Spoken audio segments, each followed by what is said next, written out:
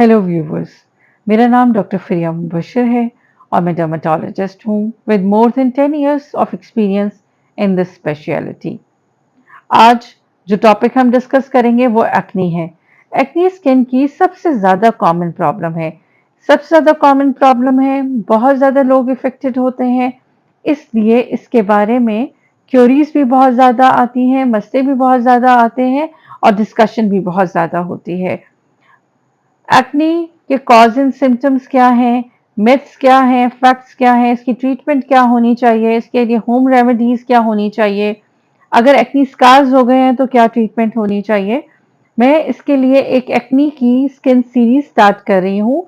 मैं आज की वीडियो में जो चीज़ें क्लियर करना चाहूँगी वो एक्ने के कॉजेस, वो कौन सा फैक्टर्स हैं जो इसे बढ़ा देते हैं और किस स्टेज पे कौन सी ट्रीटमेंट हमें करनी चाहिए जो हमारे लिए बेस्ट होगी, इंशाल्लाह वो मैं आपसे डिस्कस करूंगी। एक्ने स्किन सीरीज में मैं डिफरेंट वीडियोस डिफरेंट टाइम पे 3-4 दिन के गैप से, ताकि आप लोग अच्छे से वो वीडियो सुन लें और उसको समझ सकें, तो मैं नई वीडियो को पोस्ट कर दिया करूंगी। अगर आपने वीडियो को और मेरे चैनल को अब तक सब्सक्राइब नहीं किया तो प्लीज़ इस चैनल को सब्सक्राइब कर लें ताकि नई वीडियोस की नोटिफिकेशन आपको बर वक्त मिलता रहे। जब भी कोई बच्चा या बच्ची अपनी एक्ने की प्रॉब्लम के लिए डॉक्टर के पास आते हैं, तो सबसे पहला सवाल वो ये करते हैं, डॉक्टर साहबा हमारी स्किन पे एक्ने क्यों आ गई? हम तो स्किन का बहुत ख्याल रखते हैं। या उनकी मदर पूछ रही होती है इसकी स्किन पे एक्ने की क्या वजूहात हैं। देखें, एक्ने एक बीमारी है और उसकी बहुत सारी वजूहात हैं। वो किसी भी एज पे हो सकती है।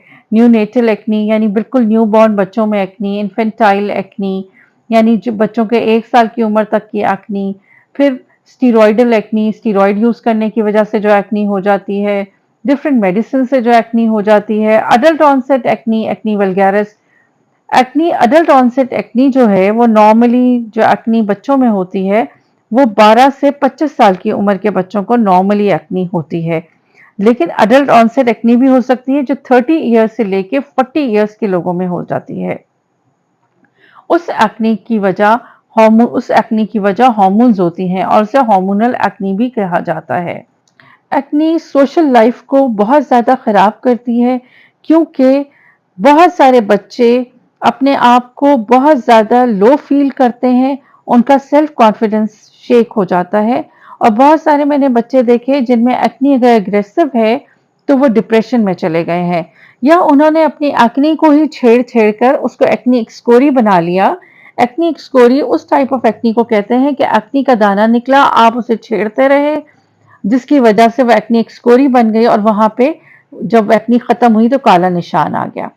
आप एक बात हमेशा याद रखें, अगर आप एक्ने के साथ डिप्रेशन में हैं या किसी और वजह से डिप्रेशन में हैं और आपको एक्ने है, तो आपको रेटिनॉइड्स कभी भी यूज़ नहीं करना चाहिए, क्योंकि रेटिनॉइड्स एक ऐसी मेडिसिन है जो इटसेल्फ तो डिप्रेशन कॉज़ नहीं करती है, लेकिन जिन पेशेंट में या जिन एक्ने के लोगों में ज़रा-सी भी डिप्रेशन का प्रॉब्लम हो, रेटिनॉइड्स देने की वजह से वो प्रॉब्लम एग्रवेट हो सकती है और मूड चेंजेस आ सकते हैं।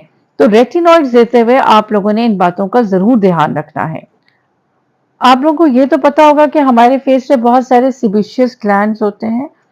सेबेशियस ग्लैंड की एक्टिविटी बढ़ जाती है ड्यू टू हार्मोनल इम्बैलेंस। एक बैक्टीरिया है प्रोपाइनोबैक्टीरियम एक्निस, ये भी एक्ने को कॉज करता है, और इन्फ्लेमेशन। अब जब सेबेशियस ग्लैंड की एक्टिविटी बढ़ जाएगी तो क्या होगा, सीबम ज्यादा सिक्रीट होगा। सीबम ज्यादा सिक्रीट होगा, ऑयल ज्यादा सिक्रीट होगा, तो पाइलोसेबेशियस जो यूनिट है वो ज्यादा फूल जाएगा, और अगर उसकी ओपनिंग क्लोज होगी तो वो क्लोज कॉमिडोन्स बन जाएंगे, यानी व्हाइट हेड की तरह हमारे चेहरे पे नजर आएंगे। और अगर उसकी ओपनिंग ओपन है तो वो ब्लैक हेड्स की तरह नजर आएंगे, क्योंकि उसमें डर्ट जो है जाके ट्रैप हो जाएगी। ये व्हाइट हेड और ब्लैक हेड्स जो है हमारे चेहरे पे सीबम की ओवर एक्टिविटी की वजह से बनना शुरू हो गए।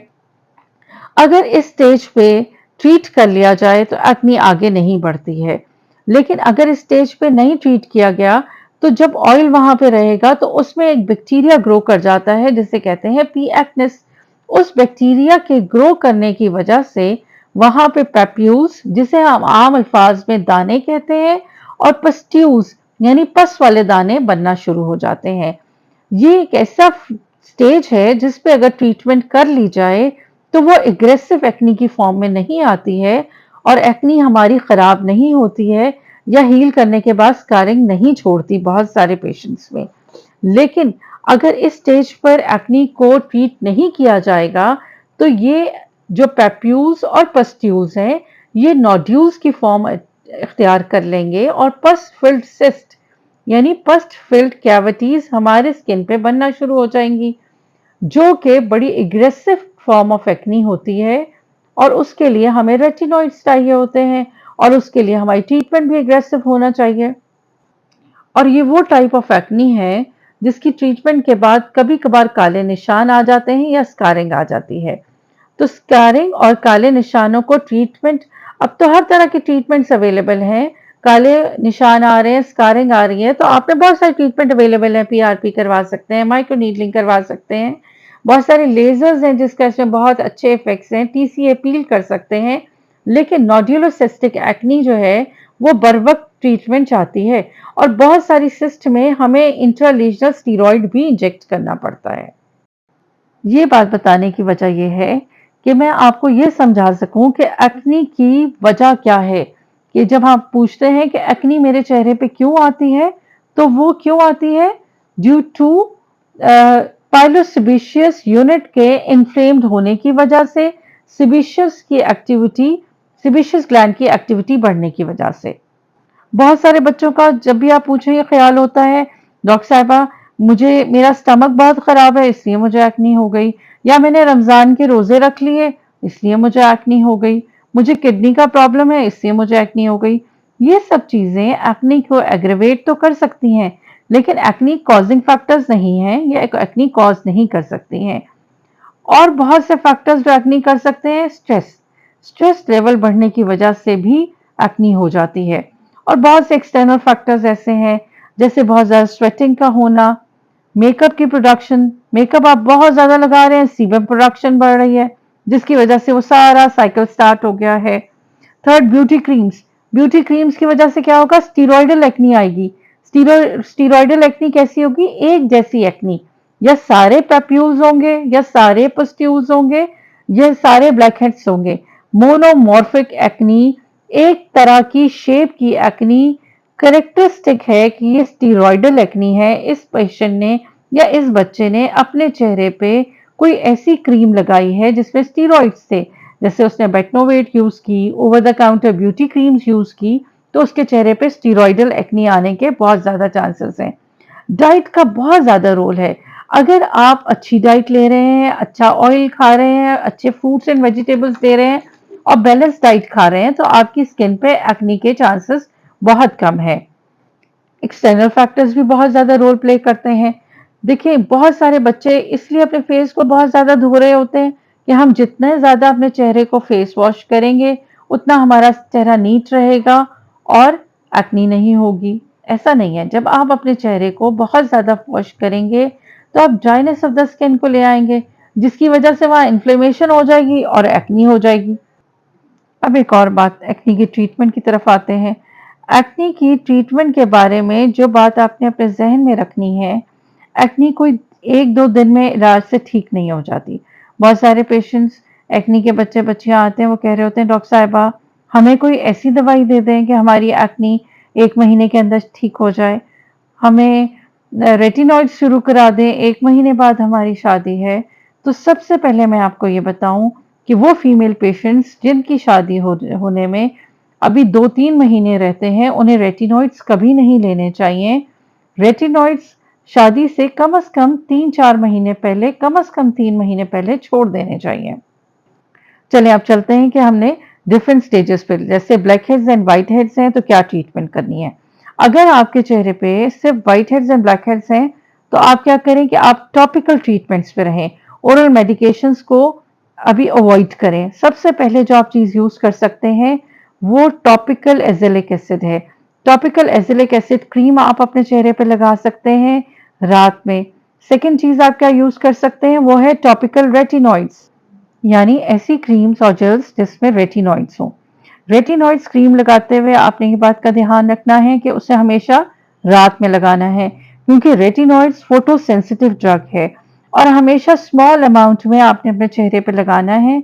उसे ज़्यादा क्वांटिटी पे आपने अपने चेहरे पे नहीं लगाना, और उसे आप सैंडविच टेक्निक के थ्रू लगा सकते हैं, और या फिर आप ये करें कि आप पहले थोड़ी देर के लिए लगाएं, यानी 15 टू 20 मिनट्स के लिए, फिर उसका ड्यूरेशन बढ़ाते रहें। इस तरह से रेटिनॉइड्स आपके चेहरे पे कोई हार्मफुल इफेक्ट्स नहीं लेके आएगा, या ड्राइंग इफेक्ट उसके कम हो जाएंगे।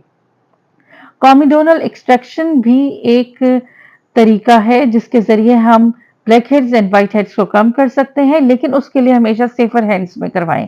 अगर आप ऐसा नहीं करते तो वहाँ पे स्कारिंग आ जाती है। अगर व्हाइट हेड और ब्लैक हेड्स इनसे बात आगे बढ़ गई है और आपके चेहरे पे दाने या पस भरे दाने आ चुके हैं, तो अब आपने ओरल मेडिकेशंस खानी है। आप ओरल एंटीबायोटिक्स खा सकते हैं। ओरल रेटिनॉइड्स जो हैं, जो आपके डॉक्टर आपको प्रिस्क्राइब करता है, तमाम कॉन्ट्राइंडिकेशन देखते हुए कि आपको इस एज में रेटिनॉइड्स दिए जा सकते हैं। आपका सीरम कोलेस्ट्रॉल कैसा है आपके लिवर फंक्शन टेस्ट करवाने के बाद, तो आप ओरल मेडिकेशन पे जाएंगे।